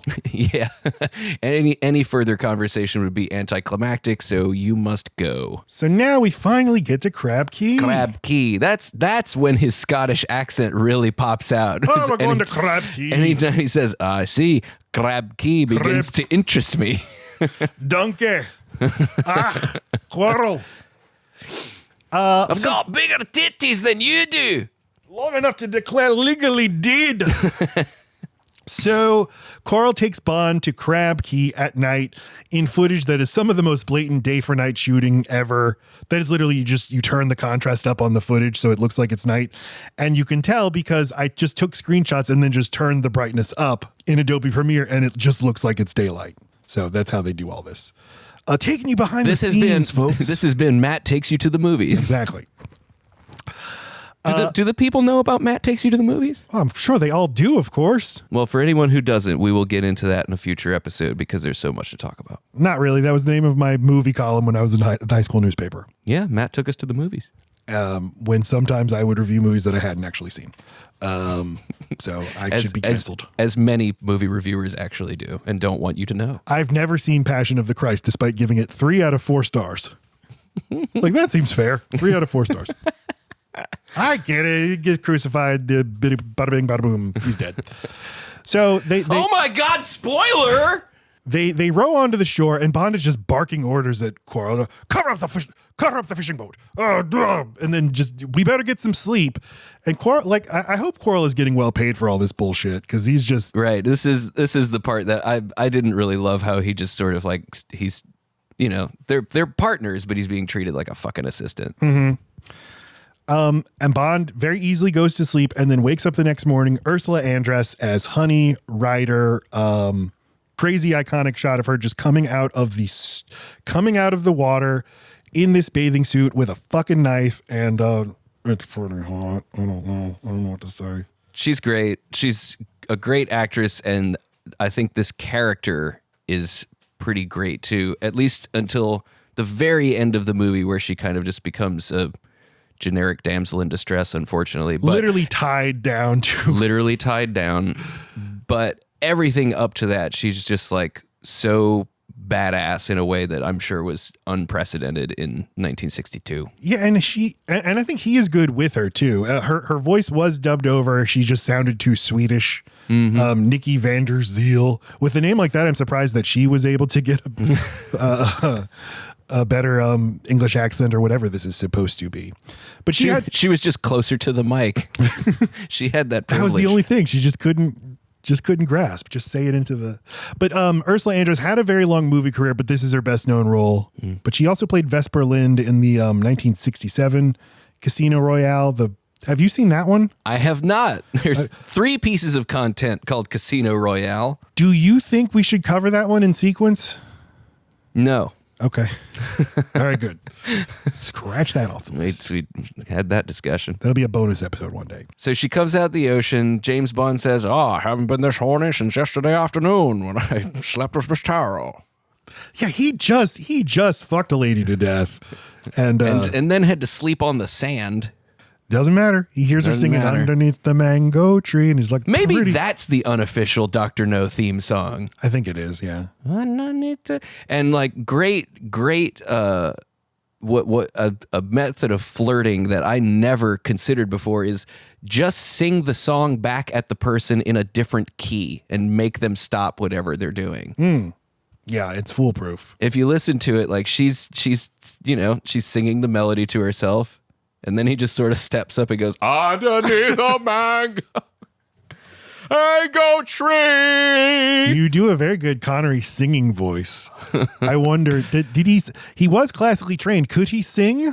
Because this sounds like a man who doesn't want to sing. A wop bop a loo bop.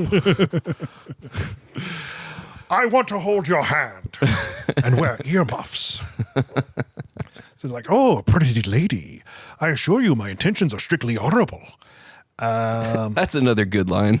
She swims up here to get shells. She can sell black market shells. I can get $50 for this in Miami. He's like, oh, okay, well, cool. He just seems so unimpressed. And she even says again, 50.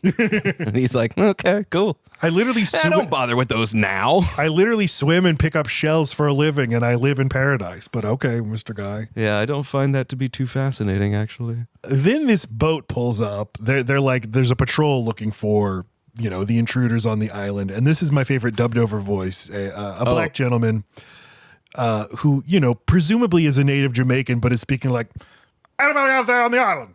Say, come on now. We know you're there. We've been expecting you.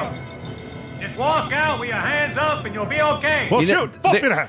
There's something that in that scene that, and I think you probably hit the nail on the head there, that was is still very unsettling to me somehow.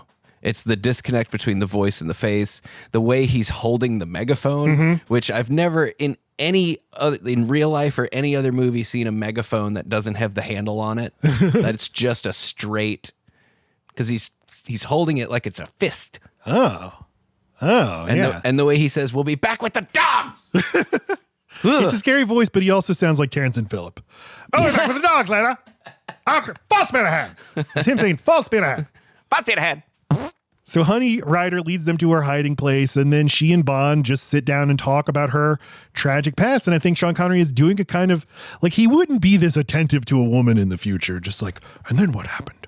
Oh, wasn't there anybody to help you in Kingston? The police? Family? It's like, boy, you're asking a lot of, you're showing a lot of interest, James. Good job. Yeah, I guess he figured he'd already been through this once. He doesn't need to ask anybody else about their backstory. I guess. Doesn't really care anymore. Dr. No. Good stuff. But no, she's great. I love the way she taught herself everything by reading the encyclopedia. I started with A and I'm up to D. I bet I know a lot more things than you do.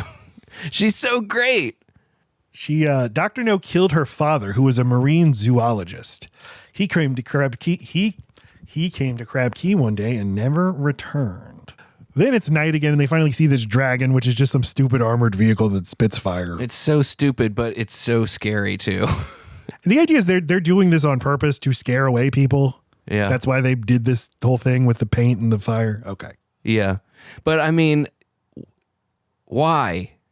Why is it playing off of the fact that the natives are just like less sophisticated in their beliefs and understanding of myth? Because like just having a tank with a flamethrower on the front is fucking scary. Right. Right. Jesus. Yeah, I think, people. And yeah, this scene has always like riveted and mildly terrified me. In the book, Dr. No's island is not like a hub of radioactivity or whatever the fuck he's doing. It is a guano island. Do you know about guano islands? It's poop. Yes, but guano, I only learned about this recently. The Guano Island Wars. Okay, so guano in the 19th century, and still to this day, which is just means, bird or bat shit, it is an excellent source of fertilizer. But you need like a lot of space and it needs to cook in the sun. So these islands in like the Caribbean and in the South Atlantic and Pacific that were just deserted became these very like hot commodities to own. You just let birds shit on it all day and then you just go in and harvest all the shit. And so he was a shit farmer and that's what he did. And I like that better You'll than see, Mr. Bond, I harvest the shit. Yeah. So they changed it to unspecific like radioactivity thing. I don't know. Because they thought that film audiences in the 60s would just be like, haha, poop guy? I guess so, yes. I mean, it is kind of funny. I don't know. If you're reading spy novels, you're probably like more plugged into like, oh, yes, the Guano Islands, of course. Yeah, probably. Whereas if you only watch the movies, you think, oh, that he's making Rocket go problem. They shoot Quarrel dead, which I think sucks. He should just be, I don't know. He should have survived. He should have. He dies in the novel, but you don't have to do everything that the novel did. And they usually don't. Right. They take Bond and Honey into their facility and make them take a very aggressive shower. They scrub them down once with like the bug brush from the car wash, and they're like, no, there's still radioactivity. I don't know what's going on.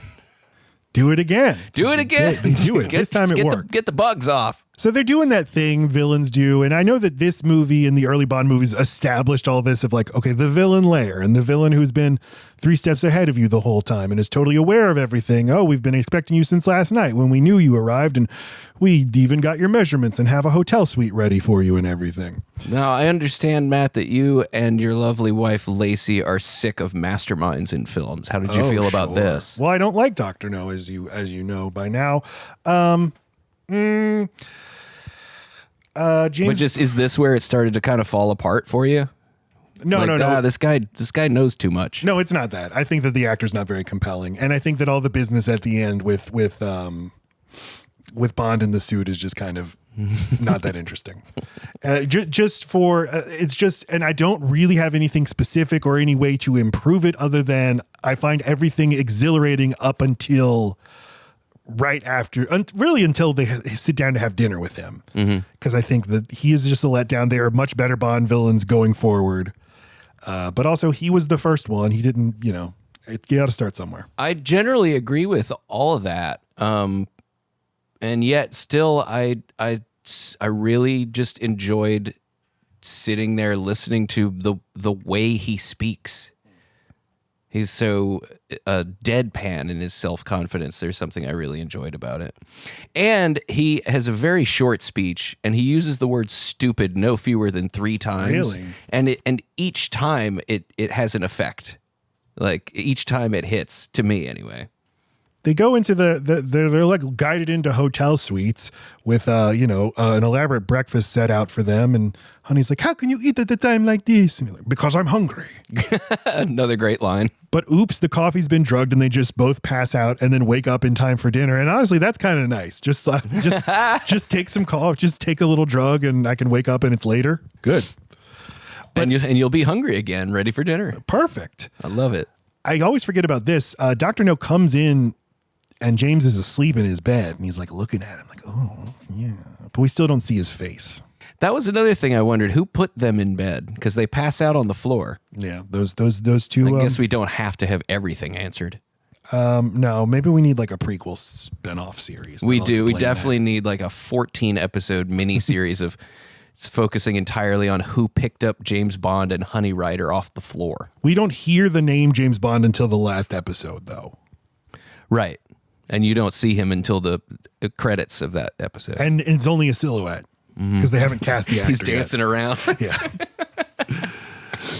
Sister Lily and Sister Rose are the two like people who work there. And again, this is supposed to be exotic and oriental. Mm-hmm. They're scary Chinese people. And they come in and like, it's time for dinner. We don't want to keep the doctor waiting. No, that would never do. But I think he is being a little more sensitive to Honey than he usually is with the ladies in these movies. Cause she's like, I'm so scared. And he's like, no, I am too. He says you would never hear that later in a later movie. Of course I'm scared too. And he kind of like whispers it in trepidation. He says, you're doing great. Like, damn, he's being so supportive. You're doing great. Doing great. I'm so proud of you. They go. I want to take you back to my farm on the Mull of Kintyre. That's when Sean Connery becomes Paul McCartney. That's just the voice I will do for Sean Connery because I realized I can't do a Sean Connery, but I can do a Shrek. No, I can't do a Shrek. They meet Dr. We'll get there. We'll get there, folks. This is episode 1. You got to have some patience with us. Come on. Joseph Wiseman plays Dr. No. Wearing Dr. Evil's clothes. Mm-hmm. Which I always thought he got the whole Dr. Evil look from Blofeld in You Only Live Twice. But then I remembered that Joseph Wiseman's actually wearing the Dr. Evil jacket. Now, is Blofeld not also wearing this jacket? Well, let's see what the internet says, because I haven't seen that movie yet. I watched it. I have seen it yet, just not recently. I haven't watched it for this project. I watched it last week, and Donald Pleasance is great, but that it is impossible to take any of that seriously now because of Austin Powers. Yeah, impossible is a good word for it. It's a distinctly different jacket. It's the same color, and the cutting is bollared up, but there are buttons on the front, and there's no buttons. I don't remember seeing buttons on Dr. Evil. So I'm going to go ahead and say Dr. Evil's wardrobe was decided by this first Bond film villain right here. Joseph Wiseman, not a Chinese man. Dr. No is German Chinese, but yeah, this guy's just a Canadian. Is that how they make excuse for this guy's face and how they made him up? His head was flapping like Terence and Phillip. We had to do something. He's German, so just, I don't know, put some gray on him. He doesn't really have a take on the character. There's no eccentricity to him. You want a little, plus he has that theme song, Dr. No, Dr. No. You need to match that sort of flamboyance. But there's this thing where they pass this portrait and, Bond does a double take. And I was like, oh, what the fuck is up with this portrait? I'm sure it's something. Who is that? Did we find out? Yeah. So this is a famous painting of the Duke of Wellington, by Francisco Goya. Okay. In 1961, it was stolen. So it was a joke. Like the audience at the time would have known, like, Dr. No stole the painting. Dr. No stole the Goya. Wow. Mm-hmm. So for me, I just want to say that, like, I agree with your assessment of Dr. No as a villain overall in the franchise. But for this movie where everything is, in comparison to what came later, stripped back and not as flamboyant, I do enjoy how, for the big bad guy, he's just very plain spoken. He is an elitist prick, of course, but there's nothing maniacal on the surface about this guy. He's very even keel in this scene. Yeah, and I agree with that. I don't know. I guess every time I've watched this movie in recent years, I always think for the first 75% of it, this is my favorite Bond movie. And then when it ends, I think, no, it's not. And so I don't know what specifically makes it turn. I think you're right. In a way, it just kind of runs out of gas around this point, because everything that came before was just so perfect. He tells him all about his life stories. Like, here, I'm happy to sit down and tell you my whole plan because you're the only person who could appreciate it. I was a kind of German Chinese guy, and then I started a whole operation with atomic power. Okay, turning into a Kennedy. I became the treasurer of the most powerful criminal society in China. I look after the money. I was the treasurer. And Bond is like, it's rare for the tongs to trust anyone who isn't completely Chinese. And then I looked up what the tongs are, and they're just they are affiliated with organized crime, but only outside of China. I don't get it. Don't worry. Dr. No's using his whole operation using atomic power. He understands atomic power better than anybody in the world. And James Bond is like, oh yeah, well, guess what? I filed a complete report on you, Mr. Fucko. And he's like, I don't think so, Mr. Bond. Bluff, Mr. Bond. I'm a member of Spectre. So, okay, Spectre. It is interesting that the novels will often have the Soviets be the bad guy. The movies never do.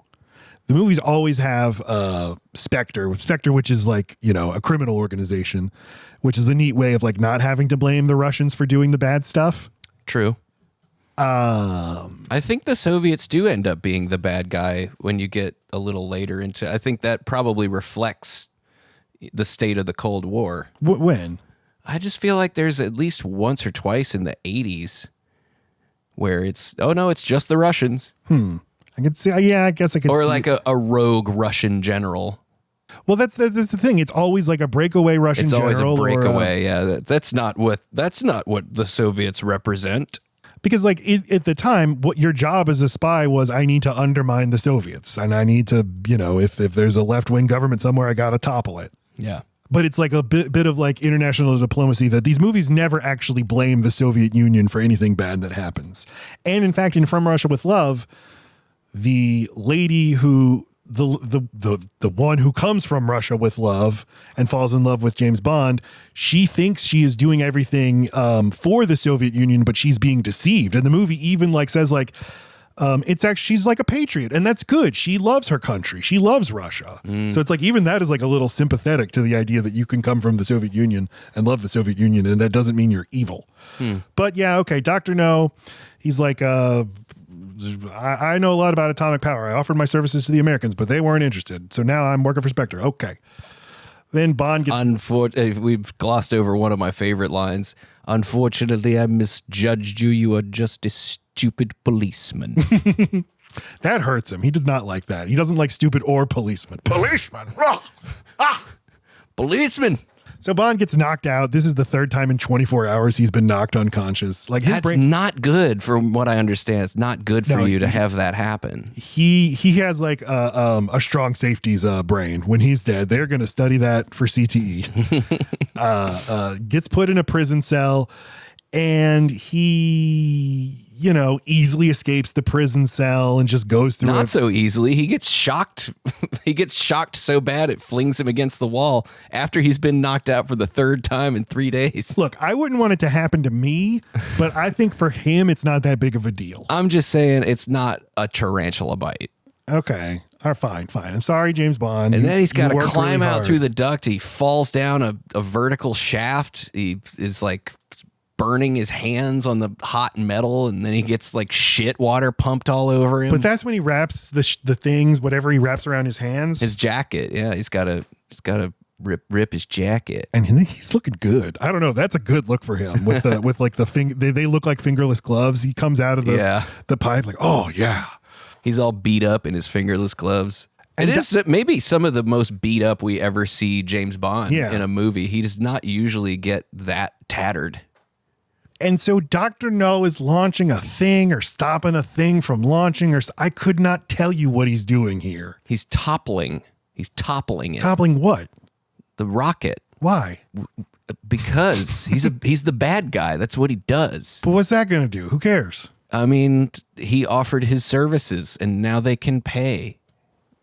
Okay. So he's not extorting. You get what I'm explaining it without explaining it. Okay.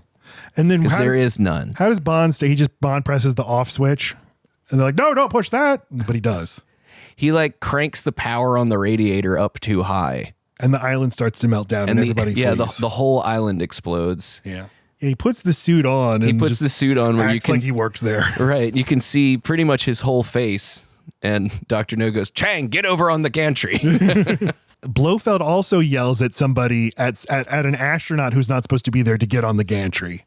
It's a lot of gantry action in these movies by the villains. I think there were more gantries in supervillain layers in the 60s. It was a more gantry-fied society we had back in the 1960s. Wow! Well, but he does. He melts down the island. Oh, I melted down your island, Dr. No. But oh no. What are you going to do about it? Honey, where's Honey? Tell me where Honey is. Goes around, the girl. He's always calling her the girl. That 33-year-old girl. Where is she? See, he undergoes a shift as well. She's now become the damsel in distress to the film, and to him, she's become the girl. Yeah. Whereas 10 minutes ago, it was, are you okay? You're doing great. I see you. I'm scared too. I see you. I see what you're going through. So yeah, it happens sometimes. A movie that's been great for 80 minutes suddenly fumbles the ending. She's tied up like she's olive oil or something, tied up to she's on like a boat launch, and they're just letting the water rise to drown her very slowly, which is kind of cool, but he saves her. And evil plot. They get out on a little boat, and they're stranded in the ocean. He's like, oh, too bad, stranded out in the ocean. But what do you say I make some sex in your honeysuckle? And she's like, oh, okay. So then Felix Leiter arrives with the Marines or whoever to save the day. And he's like, hey, you guys need help? And they're like, yes. And he's like, here's a rope. We'll tow you. And then Sean Connery unties the rope, and he's like, oh no, we're stuck in the ocean again. It's just a fun little gag he's doing. Yep, does a fun little gag. No, seriously, Felix, throw it again. No, for real this time. I got it this time. So yeah, it ends with them kissing. And as we said when we talked about GoldenEye, James Bond doesn't actually like having sex. He likes kissing. Mm-hmm. Give us a kiss, love. Kiss, kiss, bang, bang. Mm-hmm. Mm-hmm. That's why they call it that. So that's Dr. No. We're going to give our final thoughts and star ratings out of 5. Do you want to go first? No, I wasn't prepared. You go first. All right. So I love this movie. I think it's an impeccable... It's so impressive how much they had figured out right from the beginning that they would just keep up with forever. This invented a type of movie, the James Bond movie, and Sean Connery deserves so much credit. Terence Young, the producers, the musicians, the production design. It's all great. It's one of my favorite. It's like a top 10 Bond movie for me, with moments that are my absolute like I think are some of the best in the entire series. And it's a great time. Check it out. I give it 4.5 out of 5 stars. I'd say like it's in like the B tier. There's some A tier Bond movies, and this is right at the top of the B tier.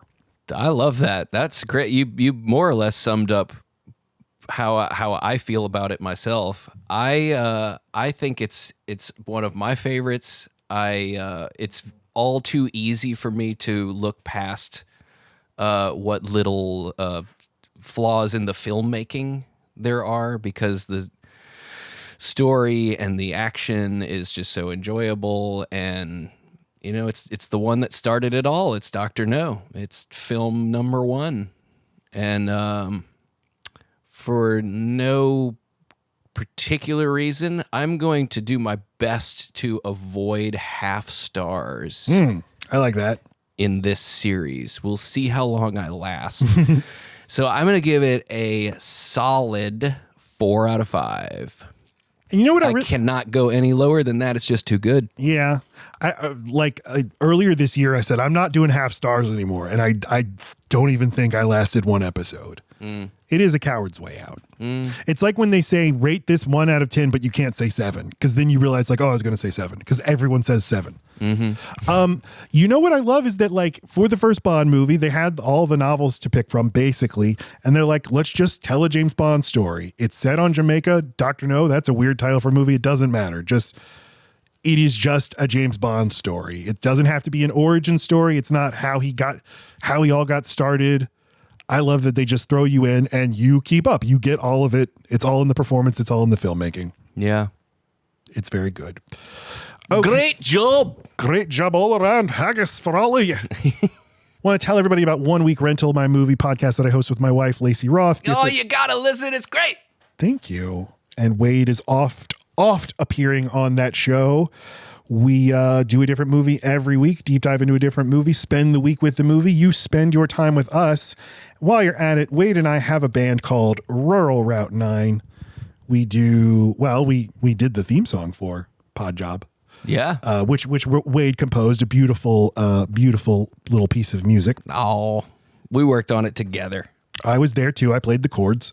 And you have an incredible album called Who Said That, which you can get wherever you listen to music. Links in the description. Do you have any other music you would like to plug? Let's see. This is coming out in I don't know when. Yeah. January 2026. I play with a band called Dash Rip Rock. They've been around a long time. They're in Louisiana Music Hall of Fame, and we're putting out a new record in January called A Song in Everyone, the first single from which just came out last week. It's called Pain Pills Never Expire, and it's great. And I say you have to listen to it with earmuffs. Earmuffs. Put your earbuds in. No, don't listen to it on earbuds. Get a good pair of headphones. Now, Wade, I follow Grammy recording industry standards, so record to me just refers to a single song. Can you put this into terms I would understand better? Album. Thank you. Finally, I understand what you're saying. You have a new album coming It's a record album. Okay, good. Everybody check all that out. Links in the description. We got to figure out a sign off for this show. I don't know what it should be yet. See you back at the lodge. See, at the lodge? Does James Bond ever have a lodge? No, but he did say that. When? In a movie we'll get to in about 23 months. See, this is what you know all these things. This is not okay. See you at the lodge. Bye.